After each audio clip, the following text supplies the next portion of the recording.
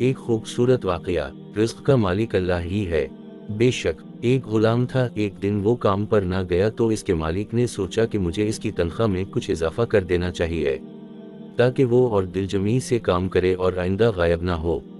अगले दिन मालिक ने इसकी तनख्वाह से ज़्यादा पैसे इसे दिए जो इसने खामोशी से रख लिए।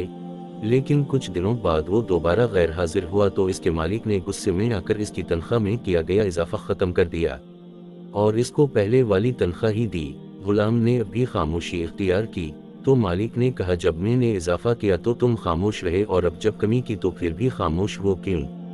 तब गुलाम ने जवाब दिया, जब मैं पहले दिन गैर हाजिर था तो इसकी वजह बच्चे की पैदाइश थी और आपकी तरफ से तनख्वाह में इजाफे को मैंने वो रिज़्क़ ख्याल किया जो वो अपने साथ लेके कर आया, और जब मैं दूसरी मर्तबा गैर हाजिर था तो इसकी वजह मेरी माँ की वफ़ात थी और आपकी तरफ से तनख्वाह में कमी को मैंने वो रिज़्क़ ख्याल किया जो वो अपने साथ वापस ले गई। फिर मैं इस रिज़्क़ के खातिर क्यों परेशान हूँ जिसका ज़िम्मा खुद अल्लाह ने उठाया हुआ है।